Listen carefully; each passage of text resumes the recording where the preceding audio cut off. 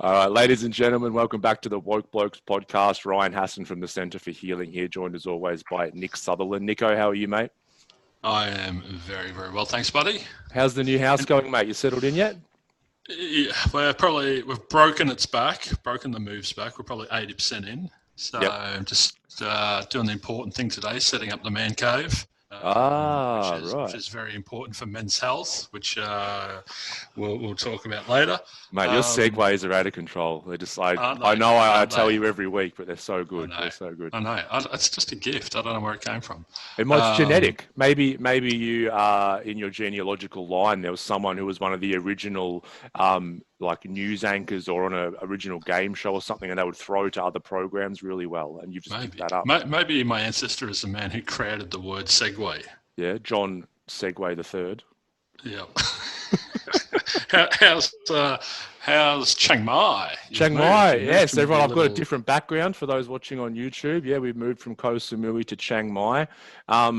It's great here. The move was hectic. Like, let me just fill you in. So we were meant to move on Saturday, and so we said our goodbyes at Samui. We got our itinerary with the ticket, our plane stuff, and we get dropped off at the airport. Plenty of time. We go up to check our baggage in for the plane, and the lady, Melissa, not just to put the blame on Melissa because I didn't check either, but she's looked at our itinerary and she's gone, "Oh, you're at the wrong airport." And we're like, "There's only one airport on Koh Samui." She goes, "Yeah, this is the airport from the mainland."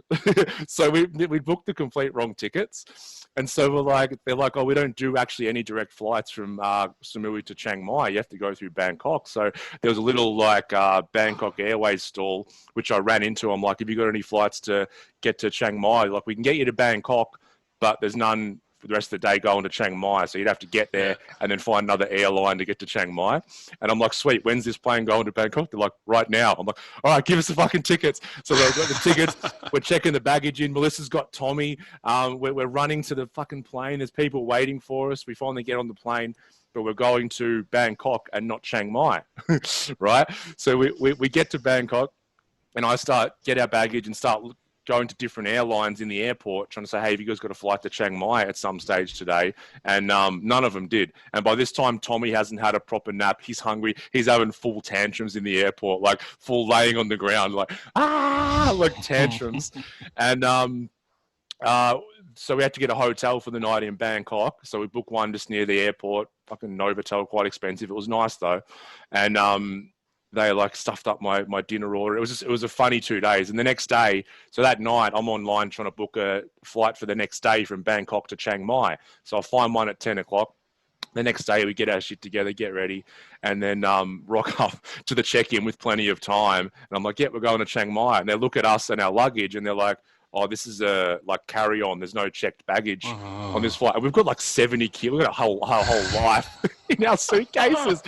So they're like, "Oh, you're gonna have to pay." I'm like, "I don't care. Like, I'll pay it. We just need to get on this flight." And the young fellow, they had to call his superior over. She was on the phone to her superior. We were at this check-in for about 50 minutes until the checkout closed. They were trying to work out how to make it work. And I'm like, "Just make it work. Like, I'll fucking pay." So we ended up, we had to check 2 main bags and take the rest as carry-on. So I've got 2 suitcases, a backpack, a bag full of Tommy's stuff, and Melissa's got Tommy. And we go to pay. It cost me twice as much for the luggage as it did for the flight. And my card wasn't working. I had to use another card. It was just classic, running to the gate. They were calling our name over the loudspeaker in the airport, like Ryan, Jeffrey, Hassan, Melissa. Because we were in such a frantic rush, when we went through security, we had open water bottles and shit in the backpack that we forgot about. So I had to pull us aside and pull out all of our baggage and go through that. And then we finally get to where we have to go to the gate. And it's the signs in the airport. And it's gate G5. I'm like, "Oh, that's us." And it has an arrow to the left. It says 680 meters. This fucking gate's at the opposite end of the airport from where we are. So we run down with the baggage. It was classic, engines are on. Everyone in the plane is just waiting for us to take off. We finally walk in. I'm like, sorry.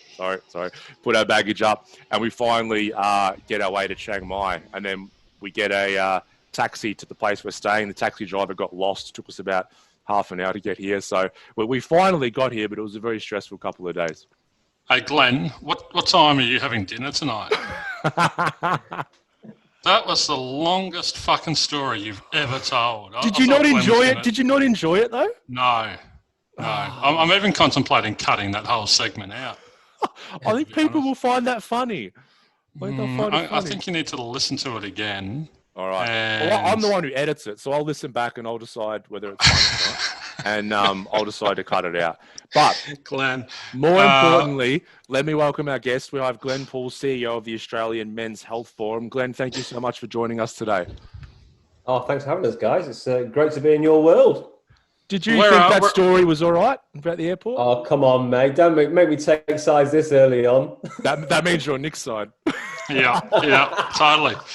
Where are you from? Was it in the motherland, Glenn? Where are you from originally?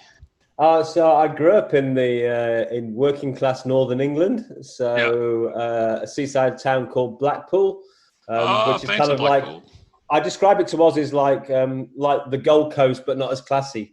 You know. Yeah. So and a bit colder.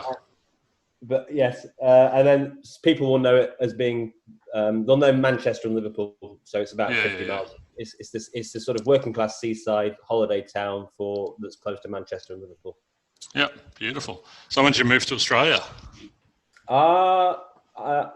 Officially 5 years ago. My other half moved out here 25 years ago, so she's got a long connection here, and I've been coming backwards and forwards for probably about 10 years now. So I had a connection with particularly the men's health sector over here for a good 10 years. Mm-hmm. So what kept you with 1 foot in England and 1 foot over here? Being a dad. So and you know, so what got me into this world of work. So my daughter's 23 now. And I was a full-time at-home dad in the late 90s, which it's still unusual to have the dad be the full-time carer, but it was even more unusual back then. So I did a lot of work sort of just promoting the needs of at-home dads when I was first a dad, and then became a separated dad. I went through the family court, so then got interested in the needs of separated dads. You know, always starting from my own personal needs first, as a lot of people do. So my own lived experience of the challenges of being a bloke, and then from there got more broadly interested in the other factors, just fatherhood in general, then all the other aspects of being a man, whether it's boys' education or men's physical health, men's mental health, and so on and so forth. And yeah, I had a long-term commitment to be there, bringing up my daughter. So it was bringing up my daughter, which kept me in England, and now she's off being a grown up and doing her own thing. I'm over here in Australia, and as you can tell by my accent, I'm a ridgy-dig born again Queenslander. You know, so I'm amazed you picked up on my English accent at all. It's only very faint. I have a good ear. Yeah, that good of an ear. You thought it was a Kiwi accent at first. Oh, I did. Shut up. Hey, Glenn, I years ago when I first got into this, I looked up the definition of health because I didn't know what it was. And I came across the World Health Organization's definition, which health is a state of complete physical, mental, and social well-being, and not merely the absence of disease or infirmity. And I loved that last bit. It's not merely the absence of illness. It's not merely the absence of an issue. It's being able to flourish. It's not just being in survival mode. It's actually being in a position to contribute and to aid others and all that sort of stuff. So, question straight off the bat for you. Do you think people are doing enough to look after their own health, or are we outsourcing it? Are we codependent on governments and government systems? What are your thoughts? Yeah, we are. I think that there's two broad ways of looking at health, as either an individual responsibility and an individual resource, or a collective responsibility and a collective resource. And the reality is, it's both. Yeah. You know, people get into these really sort of like, binary kind of arguments, like we do over so many things. Whether it's politics or gender or what any issue you can imagine, we fall very simply into that kind of there's one thing or another. The fact is, it's both. The fact is that we blokes will most likely live longer and be healthier than English or Aussie blokes who were born 100 years ago. Mm-hmm. And it's not because we're better, and it's not because we even necessarily take better care of our health. It's because collectively, what's provided to us that keeps us healthy is better than we were given 100 years ago. The system's supporting the health. Yeah, absolutely. Yeah. So you're very much shaped by the conditions you're born into, and you know that's it's unavoidable. And you know the statistics are stark, and it's not just like over time, like now compared to 100 years ago, from country to country. You know, we're not morally superior than a bloke of the same age born in Africa who'll end up dying earlier. It's just that we were born into a different setting and different context. We're not, you know. I was born in working class England, and my town has the lowest health expectancy for blokes of anywhere in England, right? So am I personally a less healthy individual than my mates who were born in the rich south of England? No. If I'd stayed there, the chances are I would have ended up dying younger and being unhealthier because of the surroundings. Now, there are some people who would deny that. And if you take the position that health's all about your individual responsibility, then you have no appreciation, no gratitude, and no understanding of how privileged you are to actually have been born in whatever time you were born. Because you can guarantee, even if you're born in the poorest family in Australia, you're still in a better circumstance, broadly speaking, than someone who was born 100 years ago or someone born in another country. So it's a collaborative effort then. We have a sense of responsibility to ourselves, but when we are lacking in our capacity or our ability, then there are systems to support us as well. Yeah, totally. And the other is also true, because at the end of the day, you're the one that makes the decision. I'm the one that makes the decision whether I put that cigarette in my mouth, or whether I sit down all day and don't exercise, or whether I eat crap or eat well, you know, or whether I take action to deal with issues in my relationship, or whether I take action to manage my mental resilience, or whether I do reach out and access the help and support that's there. So it's both. But it's I think the mistake we often make is we just look at the individual first rather than looking at what the collective sort of, you know, collective forces are. And those can be major collective forces. Like, we're in the middle of a pandemic. We are probably going to end up having a massive financial crash, and already the reports are coming out, which is going to have a massive impact on particularly male working class employment, blue collar blokes. There's going to be huge strain that will impact their health. They have no control over those economic circumstances. However, they individually have control over the action they take to respond to that. Well, it's all the stimulus in the world, and we get to choose whether we either learn how to mindfully respond to it, or whether we just stay completely reactive and let the state of everything dictate how we feel so much. Totally. And some of us, for whatever reason, have more resources to actually make those individual choices, right? Yeah. Well, Ryan and I've got them, but we learned the hard way. So, I asked that question because of so Christine Morgan, we had her on the podcast. She's the CEO of the National Mental Health Commission and the Suicide Prevention Advisor to the PM. And so last year she came down to where I am in south of Melbourne and held a bit of a town hall thing, and because she's trying to create a 10-year pathway for mental health in Australia, and just went around the whole country asking people, you know, how's the system working for you? And I took a few clients with me, and we sat there and we listened, and the clients said afterwards they were shocked. They were actually shocked at how everyone was like, the system's not doing enough for us. We need more. Why aren't you doing this? Why aren't you doing this? So there's this real sense of outsourcing their happiness. It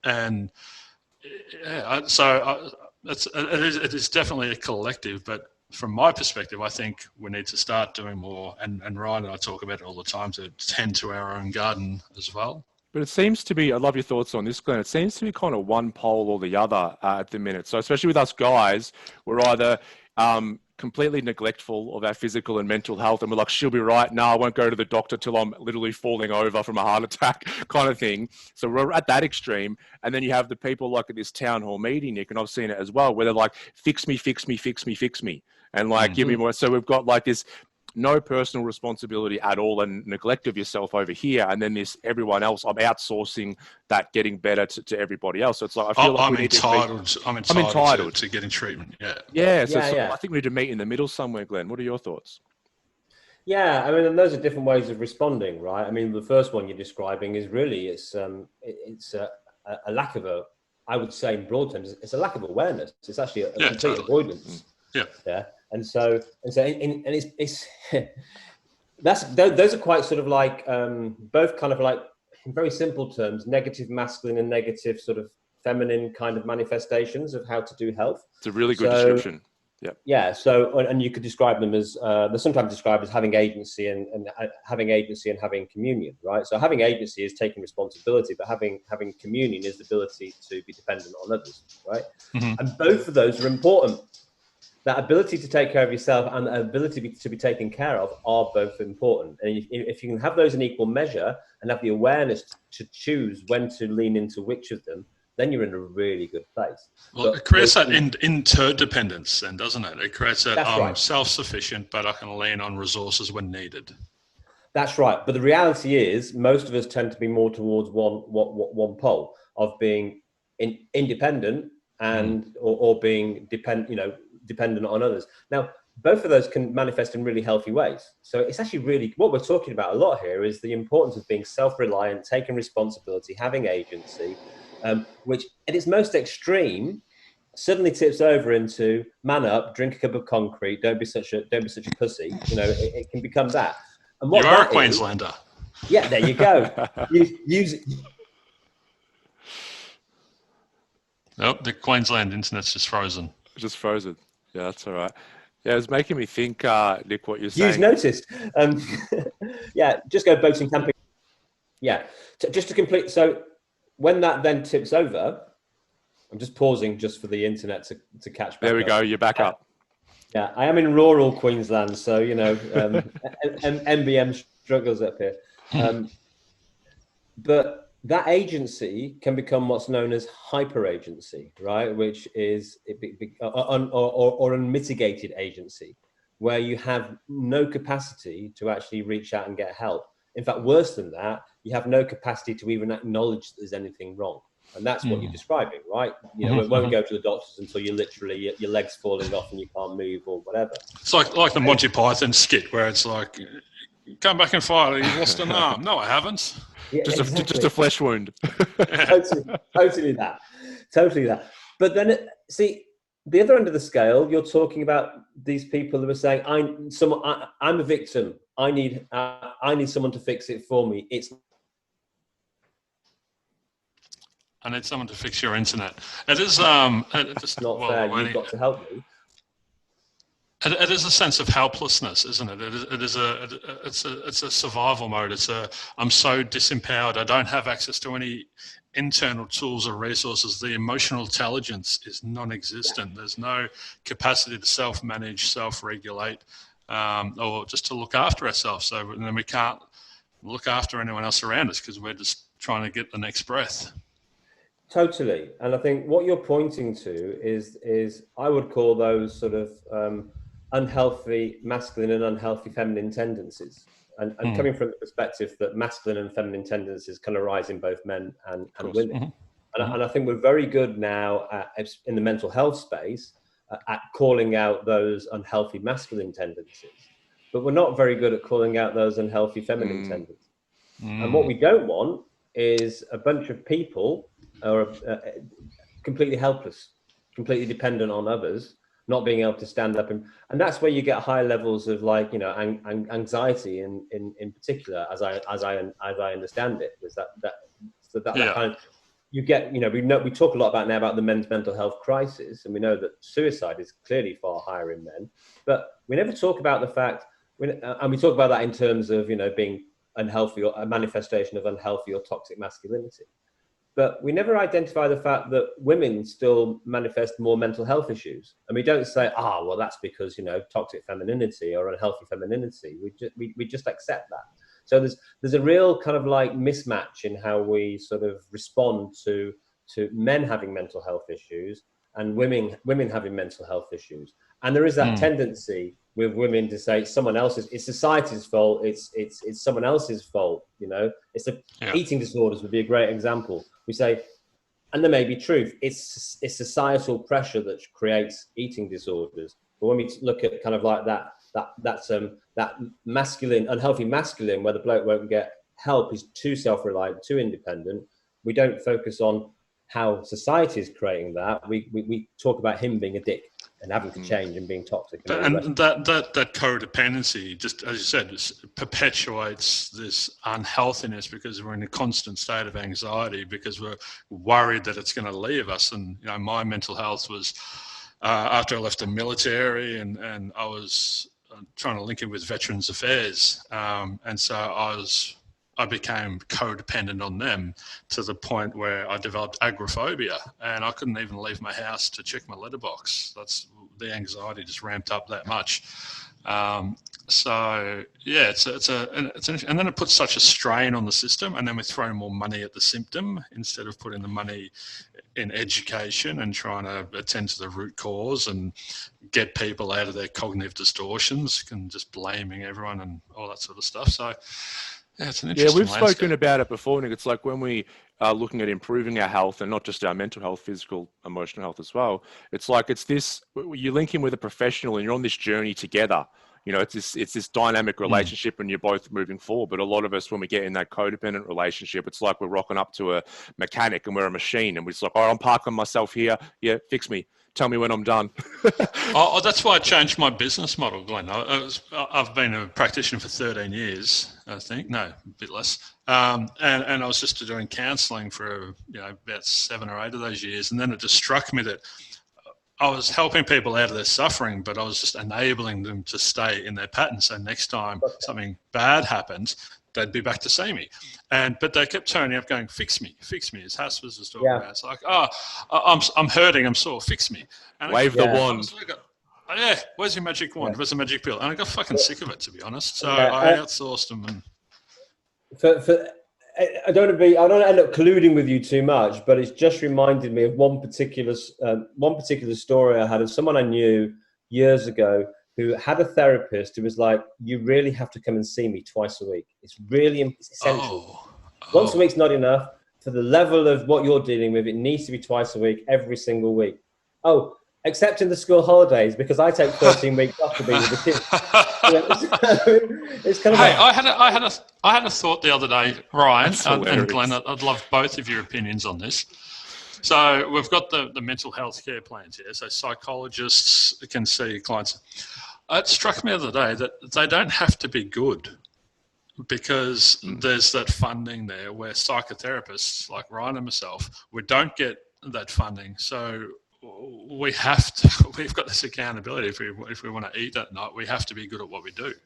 I was reading literally this week, Nick, something about that, and it's like, and this is not to poo-poo, because I know a lot of psychologists who are fucking amazing. Yeah, same. But it's like, you go through and you can get a qualification because you've learned the information you've been taught. That doesn't mean that you've embodied that yourself. Like, if you want to become a Jungian analyst, you have to go through 4 years of analysis yourself with a very experienced analyst, plus learn all the information through the course. So you really have to embody the principles, as opposed to just, okay, I've learned that material and now I can start seeing people.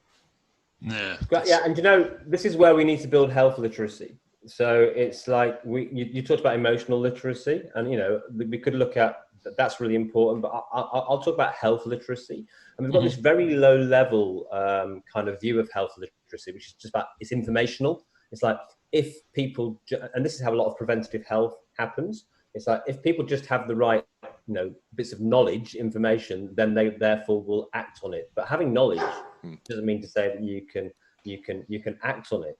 What you need to be able to, ideally, the next level is sort of interactive literacy, where you're able to sort of like, take on board, especially in this day and age, take on board many bits of information and then interpret them and decide which ones apply best to you.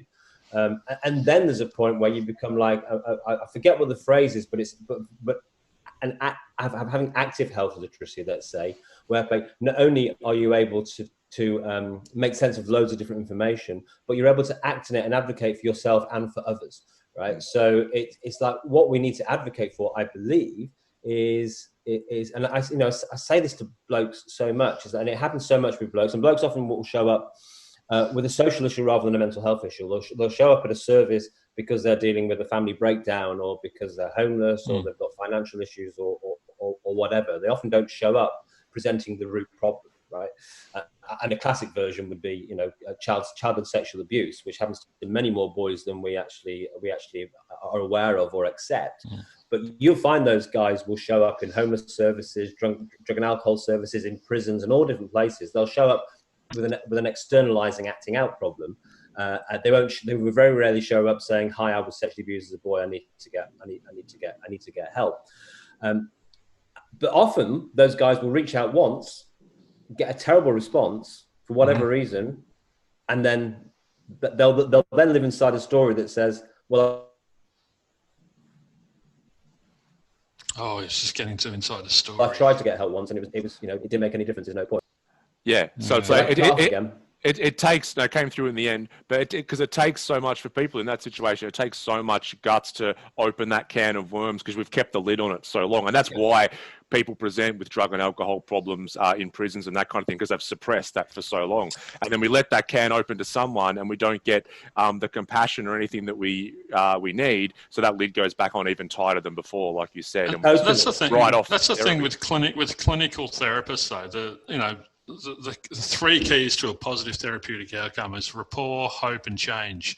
And all I'm hearing from 80% of my clients that have been access services elsewhere is there's no rapport anywhere.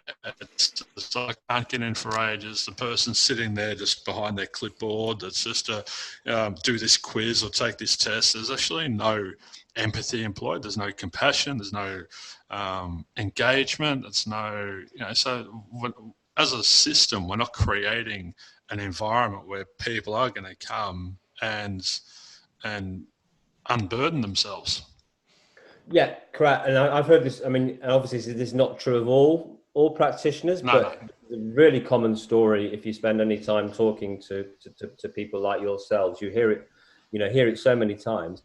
And so, where we want to really try and get to, is the kind of like is that this holy grail of no wrong door, so that wherever an individual shows up in the system, they get the support they need at that point, and then pointed in the right direction. But then individuals are aware that there are many different ways there are many different journeys to health. There's many different flavors of pizza, isn't there? Yeah, your health matters. And if the first bit of help that you get isn't right, it doesn't mean to say that all help isn't right. Yes. The boys at Trade Mart up in Queensland, I don't know if you've come across them at all, but one of them, Dan, said, it's like if you love pizza and you move to a new suburb and you go to a pizza shop and you get a shit pizza, you're not just going to give up on pizza. You're going to go looking for a new pizza shop. So you're going to keep trying. Never give up on pizza, ever. Don't give up. Riddle me this one, Glenn. How can people look after their mental health if the majority don't realise that we all have mental health? How can people go, oh yeah, I'm not feeling great internally, emotionally, whatever, I'm a bit more reactive, or my mental health's probably out of shape, I'm going to go and have a check in with someone? Yeah, it's one of the weirdest statistics, which whatever it is right now, but 1 in 4 people will experience mental health issues in their lifetime. That's nonsense. 100% of people. 1 in 4 people will experience physical health issues in their lifetime. We all experience physical health issues, and we all experience mental health issues. You're preaching to the converted. Yes, love it. But one of the to strike a positive note, I think one of the real positives that's come out of the pandemic is that it's made us confront collectively what are the things that actually keep us well.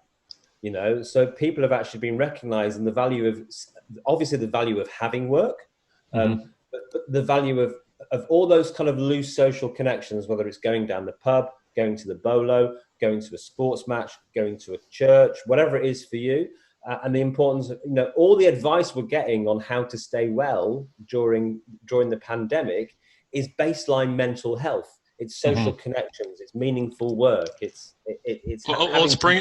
brought to the surface everyone's distortions and disturbances, and because they haven't got their usual distractions to mask it or anything, they're having to deal with their shit. So every con has a pro, and I think this is the big takeaway from me from COVID, is that people are finally, I have a mind, and if I don't actually condition it and train it to operate well, I am not going to feel well. Ding, penny drops. Yeah, totally. So we did with the Australian Men's Health Forum. We often do sort of broad sort of awareness raising stuff that we encourage people to get involved and have conversations, and pick different times of the year. So World Mental Health Day in October. Last couple of years, we've done a lot of stuff around just those big hard hitting statistics and just getting people aware of facts and figures, which has been really great and really useful and gets people talking about stuff. But it's more focusing on the problem. But there's too much awareness now. There's too much awareness and not enough education and change. Totally. So this year we did something slightly different, where we created a series of articles on 10 habits of mentally healthy men, and that was really interesting. Just to completely flip the thinking away from that kind of pathology model of let's have all the data on what's wrong, how many men suicide, how many have depression, how many go to a psychiatrist, all that kind of stuff. And just start that conversation about what are the things that keep us as mentally well. And I think we have seen a shift. Before we came on air, you were saying about the shift in the last 20 years. It's important to remember that just bringing mental health into the public sphere, where we are now, is in a far better position than we were 5, 10, 15, 20 years ago. The other barrier, so we've broken this invisible barrier of it's something you mustn't talk about, is the stigma.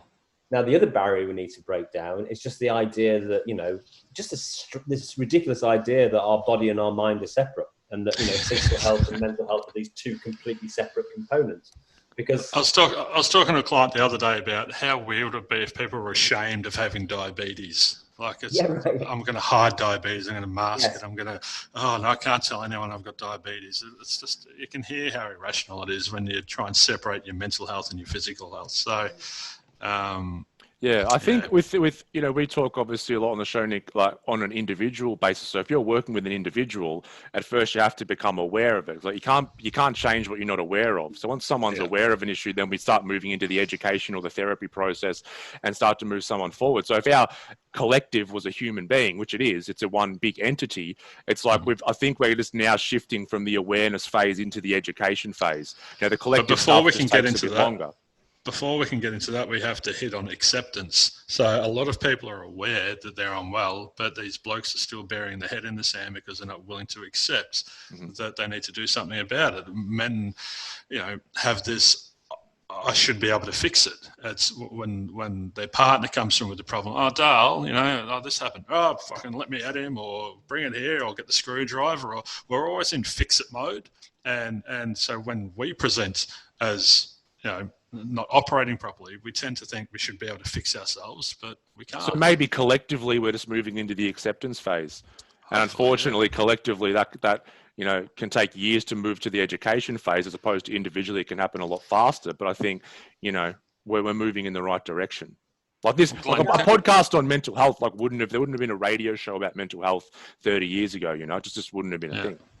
Yeah, and it's a really interesting phase in history that we're going through, I think, because whilst in many ways we are just collectively, depending what measure you use, right? But if you just take a simple measure like life expectancy, we're healthier than ever before on average, right? And that's maybe part of the reason why things like mental health become more of a norm to talk about, because we've got longer to live, where there's less things that make us unhealthy, and on our expectations of what a good life is. I mean, I can just hear. Do you think that's a bit fudge though? Because the quality of that life towards the end is often not very good. We're staying alive a lot longer than we should, really, I think. There may be that period of extension, but there are people, that window of where you're living a poor quality life is going further and further into the future. Yeah. I've obviously got all 4 of my grandparents alive, so I'm pretty lucky. Yeah, and so we're now having to think about, what that stage of life is. I'm in my early 50s now, and so it really has shifted my thinking about what kind of life do I want in my 60s, 70s, 80s. I'm thinking like that. Whereas, a generation or so ago, it would have been just about trying to accumulate as much pension as you can to make sure that you can afford to go in the care home. And, Ryan and I are both in our 70s, so we get that. You're looking great, guys. It's the Thai sun and the Mornington Peninsula. Yeah, it's good. Yeah. But to complete my thought process, so in some ways we're healthier than ever, and so our expectations are higher, and so then we're striving to solve things that in the past just would have been ignored and swept under the carpet, right? But also a lot of the props that society created to keep us healthy have been weakened or disappeared, and those are things like a job for life for blokes in particular, a marriage for life, growing up in a town where all your family is and everyone in your street knows you, so you have social connections and support. Now, those are 3 really basic things: work, relationship, and family. But now, most of us will not have the same job for 2 or 3 years, never mind a lifetime. Most of us will not be in one single relationship our entire life. We'll go through a relationship breakdown. Many of us may have families, but have to bring up families in separate households and deal with all that. And most of us won't grow up in the same street or town or even county or state where we were born. So we'll have to go through the challenge of making new connections. And we haven't prepared people for that. But don't they also have pros as well? If you stay in a toxic relationship, it can lead to heart disease and death. If you grow up moving around, it creates resiliency, and you've got to learn new skills. Of course. But on mass, collectively, the positives outweigh the negatives. And it always happens whenever you improve and break down a system, you create new problems, right? So is it better that people can change careers? Of course, and grow and develop, and not just have to be my very first job at the age of 16 was in a department store in Brighton in England. And for those who love old British sitcoms, there was one called Are You Being Served in the 70s, which was in a department store. It was just like Are You Being Served? And I remember my first Christmas party there, a bloke in a brown dust jacket who worked just moving the boxes around. He retired, and they gave him something really spectacular, like a TV set. They got him a TV set for his retirement. He'd been there 50 years. So he joined that company when he was 15, moving boxes, and he left when he was 65, moving boxes, right? Now, I'm not making a moral judgment on whether that was good. He could have been the happiest guy in the world for all I know. But he maybe never had any opportunity or any aspiration to do anything different. But the fact that you can grow and evolve, and you can start off moving boxes when you're 15, but end up, president of the USA or taking whatever career change or go and live in a different country, isn't that fantastic, right?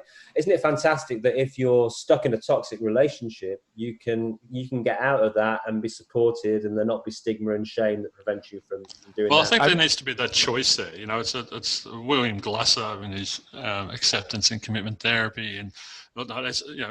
Having that sense of freedom, that choice is really critical, I think. And that comes down to environment as well. Like if you grew up in an environment 50 years ago where you saw a lot of people being at the one job for 30, 40, 50 years, it's just kind of you model that. Or if you grew up in a very religious context where no one got divorced and people stayed together even though they fucking hated each other, then you will generally stay with the person that you're with. But Glenn, I want to touch on a couple of dot points because on the Australian Men's Health Forum on the website, it says, research shows the best way to improve men's health is to tackle the underlying social factors like boys' education, our experiences of fatherhood, our working lives, our social connections, and our access to male-friendly services. I'd love to maybe just get your take on each of those, maybe one at a time, as to what we can be doing to, what you guys are doing to start moving these things in the right direction. So the first one's boys' education. When it comes to men's health, what do we need to be teaching boys so we grow up to healthy adults? So these are the collective responsibility pieces, right? So these are the things that we can do collectively as a society to spit out healthier individuals at the other end of the sausage factory, right? If a sausage factory isn't an inappropriate metaphor for what a visual for a men's health machine, right? Now I've got Ryan and his G-string back to front in my mind again. Yeah, we spoke about that before the show started, Nick, so that sounds a little bit weird now. Yes, completely out of context. That's how I roll. Yeah, welcome to the G-string and sausage factory edition of this podcast. So I'm going to stick with it. So, if we consider society as a sausage factory, and there's certain things we can do along the process line to actually spit out healthier sausages, right? i.e. blokes. In terms of when we talk about boys' education, we're not talking about going into schools and educating boys about their health. All we're saying is the evidence shows categorically that the better your education, the better your health. The longer you stay in school, the longer you live, right? Now, obviously, there's exceptions to the rule, but basically, we have a system that is consistently less effective at educating boys than it is at educating girls. And that's across every class and every background, and it gets exacerbated right down to the boys that get the worst education out of the school system are in Australia are Aboriginal boys, and so if we don't actually acknowledge that collectively as an issue, we can't address it. But the school system hasn't changed in such a long time. The school system was created, and it's still fundamentally the same. But the curriculum, like there's no teaching at an early age to emotional intelligence isn't on the. This is a different point, but this is a different point, right? Right. So, and it's valid. I'm not saying it isn't valid, but I'm saying first and foremost, if we don't give boys a good education, they will end up less healthy, very broadly speaking. And so there's a responsibility at a collective level to actively name that as a social issue and take action to address it and hold schools to account and hold the education system to account.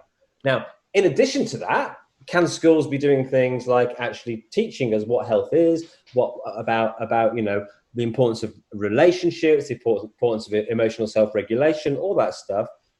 Totally. There's a massive opportunity when we've got all those little chipolatas, keeping with the sausage factory metaphor, on the production line. We've got are we going to put loads of sort of like really rubbish additives in there? Or are we going to fill it rich of like great organic matter? Which is, let's just get the little fuckers meditating for starters, shall we? And yeah, but that education piece is really interesting, Glenn. It reminded me of a study I was reading about of prison inmates, and there was actually a direct correlation between the how broad someone's vocabulary was, and so the less their vocabulary was, the more likely they were to end up in prison. It was a very strong correlation. So it's like if I can't not just read and write, but express myself properly because I have such limited vocabulary, then I'm going to run into these issues because expressing ourselves is such an important part of life. And especially men have so much trouble already based on culture expressing what we're feeling emotionally. But even just having the narrow vocabulary seems to run us into a lot of issues. That's where you can go back to the school and teach people how to label their emotions. Oh, this is anxiety. This is what anxiety feels like. This is what happiness is. It's feeling content. This is what frustration is. This is, because a lot of blokes don't talk and open up and communicate because they don't know what to say. They don't know what they're feeling. They don't know what experience they're in.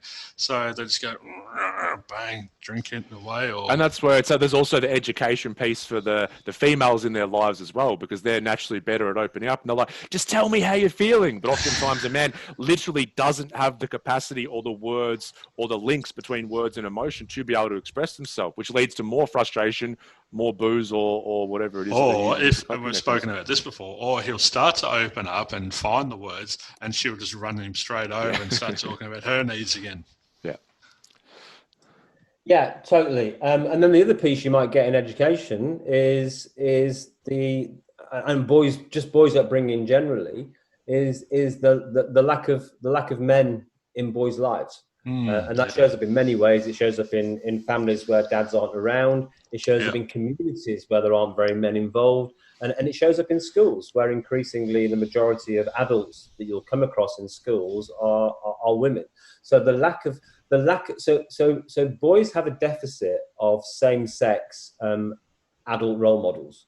So they can, and look, obviously women can have a fantastic impact on boys' lives, and men can have a negative impact on boys' lives. It's not just like if you filled the schools full of blokes that you would suddenly get loads of better educated boys. It's not just about what sex you are or what cultural background for boys of a culture. I mean, again, with the Aboriginal boys, the most underrepresented population in terms of teachers is Aboriginal male teachers, right? So Aboriginal boys are the least likely to see an adult like them teaching them. And so where do you learn how to become a man? It's in the first instance is by learning from the men that influence you when you're growing up. And if you have that's a whole other podcast, Glenn, because we've spoken about that rite of passage and everything, haven't we, Huss? Yeah, but I mean, that kind of leads on to, I suppose, that next point, Glenn, of our experience of fatherhood. And, I see it. I've got a boy now who's 2 in a couple of weeks. And I will see that definitely. Like, he kind of likes everyone, but you'll see whenever we're out, like, I'm obviously his main male role model, but any other adult men or even adolescent boys kind of thing, you'll see him, he naturally gravitates towards them and he's more interested in them because he's just watching, just going, okay, how do you operate in the world? And it's very noticeable that he's looking for other men to model as well, as opposed to women.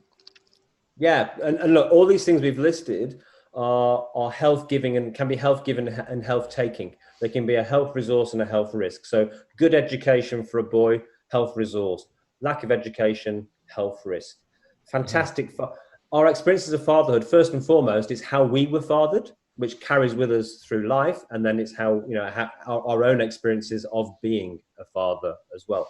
Again, risk and resource. Really great relationship with your dad sets you up for life. Really bad relationship with your life sets you back a few stages, and you may never overcome that, or you'll have to work to overcome it. And it'll certainly show up when you get into a relationship, right? And then, your own experience of being a father. It's like becoming a father is a massive opportunity in terms of us being able to, help men shift to a more evolved, more emotionally aware, more healthy life. Because at that point, it's a major rite of passage, and all of a sudden, you for the first time in your life, often you become responsible for another human being. And men, so often really grow up and show up at the point where they become fathers. So it's a real opportunity to grab that positive sort of motivator to live a healthy, positive life. And do you see things the opposite end of the spectrum, Glenn? Like, do you see, I've spoken to many men around postnatal depression for the father, which is something that isn't often spoken about? Totally. I mean, even before that, infertility, men struggling to become fathers. That's a space that's often we're there caring for the woman, but we don't recognize that men go through that. Stillbirth and losing your kid before they're born or early on. There's very little work being done into how that grieving process impacts men. Very, very sensitive topic, but some people are brave enough to talk about it. Abortion. We very rarely, of course, it's absolutely the women's right to make that decision, but some men are massively impacted by that when that happens. Some aren't at all. Very, very disempowering for those men because they have no choice. Yeah, full disclosure, I when I was 18, it might have been 17, it was probably one of the first times I had sex. But this girl got pregnant, and I remember at the time, like being a 17 or 18-year-old, and she told me, and then I remember we were in this park, and she said, "Oh, I'm still making up my mind what to do." And then she sort of walked home, and I was sitting on this swing set in this park, going, "Holy shit!" The entire direction of my life is being decided out there, and I feel like I have no say in it. It was just this terrifying moment. And that, what you said before. Sorry, Glenn. What you said before about that, the street and having your family around. The old adage that it takes a village to raise a child as well. So that with families spread so far away and everything as well, that there's not that connectedness. There's not that helping sort of raise this child as well. Yeah, which reinforces, going right back to your very opening question, which reinforces that kind of like those lone individuals who either go it on their own and won't accept they need help, or expect the system to help them. Because we increasingly we are sort of like turned, to get really kind of like political, we're turned into individual consumers, and not sort of we don't grow up in collective tribes like we used to. And I think that's one of the biggest opportunities for health is the growth of community resilience and the growth of, and we're seeing this. One of the most exciting things I'm seeing in the men's health space in the last couple of years is this explosion in Australia, particularly of grassroots men's mental health groups and organizations, right, which are doing it local. They're getting together around a barbecue, or they're getting together for a walk on a Friday, or they're getting together for a meal once a month.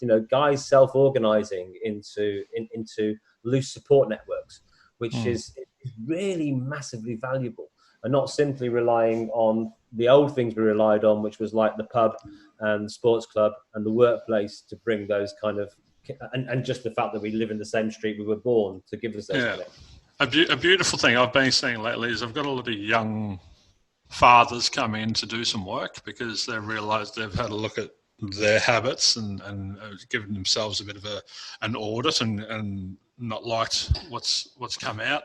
So they've and it's great. So they come in because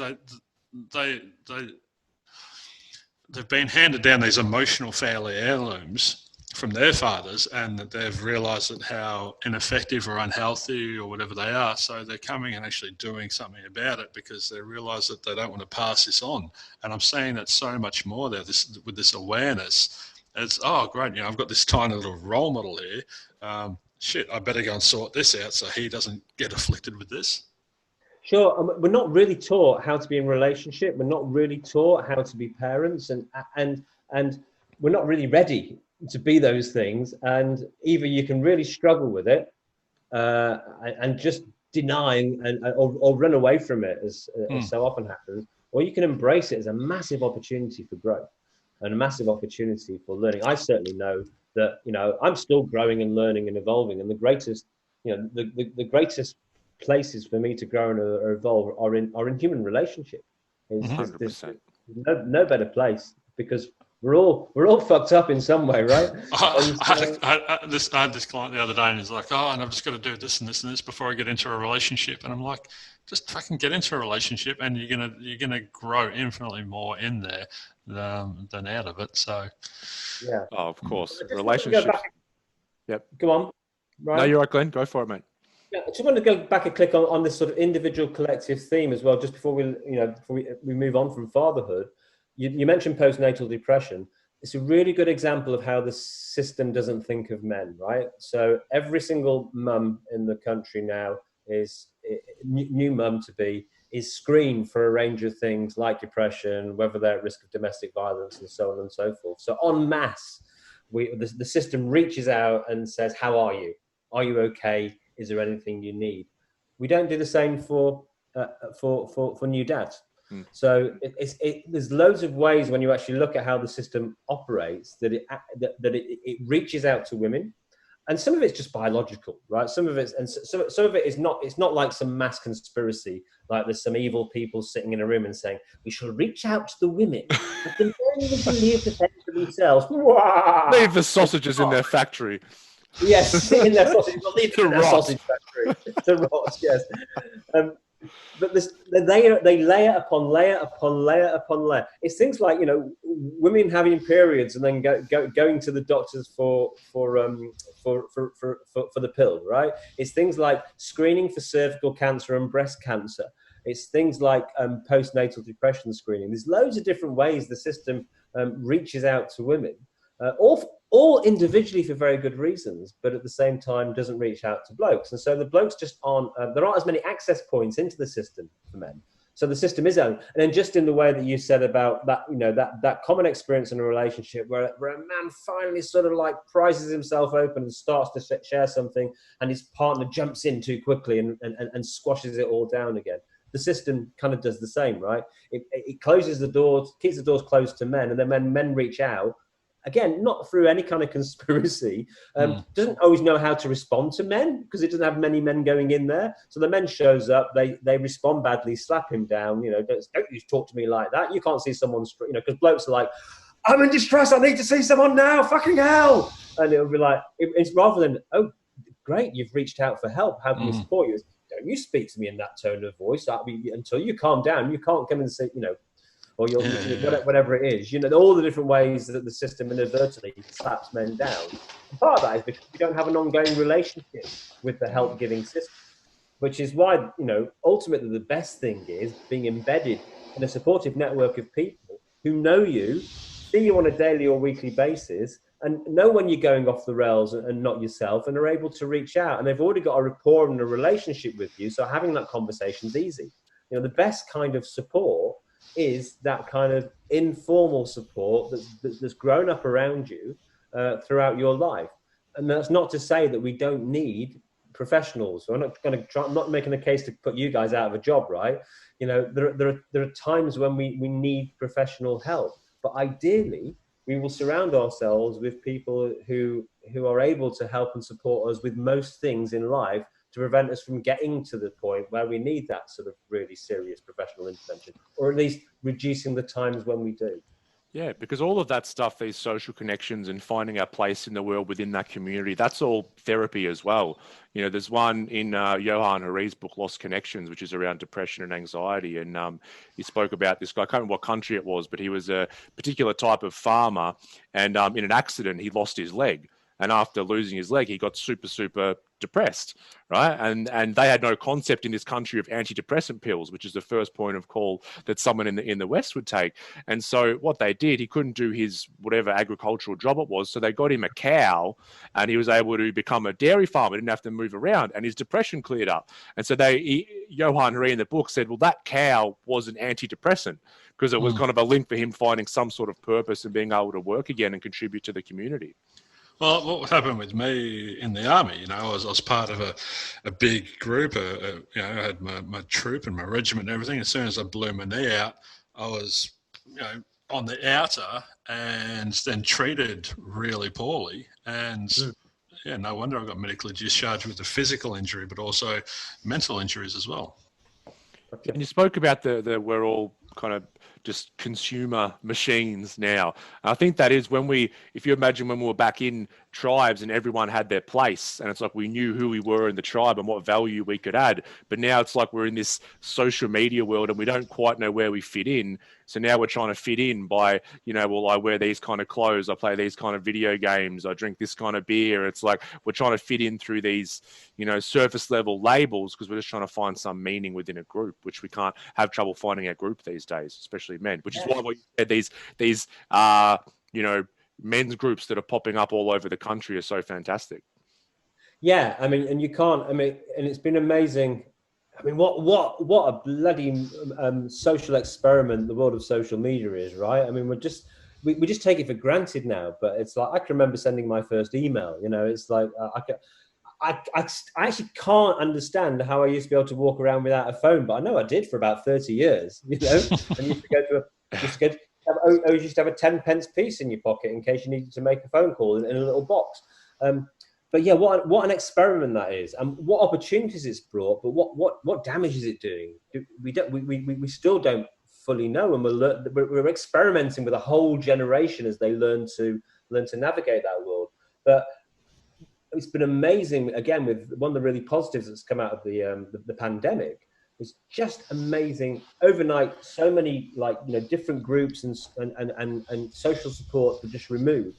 It's amazing how many of those quickly moved to go online, and it ranged from like, you know, school groups right through to some guys down in Victoria.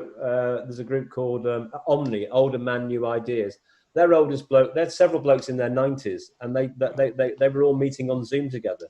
You know, fantastic. You know, that's awesome. Age didn't have to be a barrier. No, not everyone has the resources, either the money resources or the actual wherewithal of using technology. But it has created some fantastic opportunities to connect.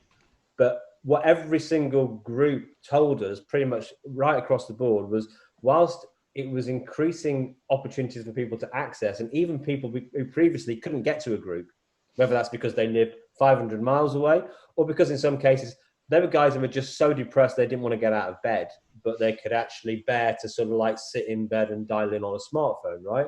So it increased access overnight.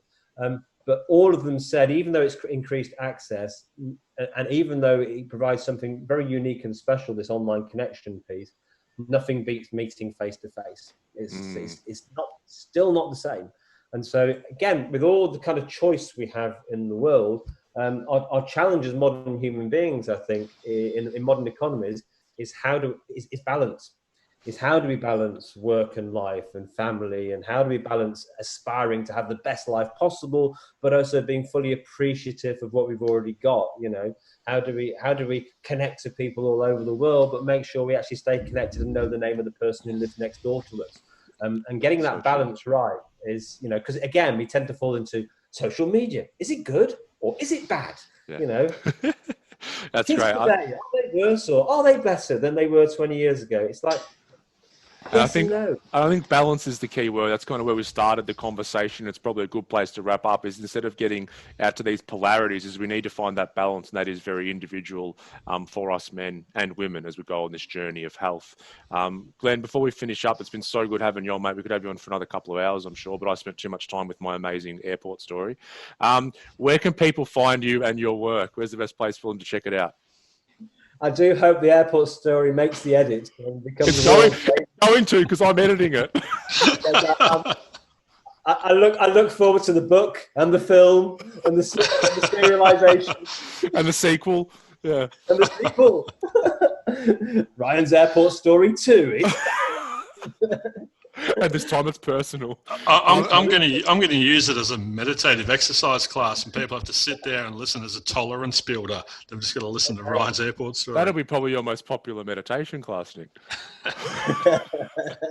Or maybe a cure for insomnia. Who knows? So, all right, that's enough. Where do we find you? Where can we find you? That's enough about my story, all right? Where do we find you, Glenn? Australian Men's Health Forum. Just Google Australian Men's Health Forum or AMHF. Australian Men's Health Forum, amhf.org.au. Awesome. Come and check it out. Awesome. Everyone, check them out. Love the work you're doing, Glenn. It's been an absolute pleasure to have you on today, mate. Keep doing the work that you're doing. We appreciate you so much, mate, and we hope to speak to you again soon. Thanks, guys. Been awesome, Nick. Been awesome, Ryan. Cheers. Thanks, buddy. Bye. See ya.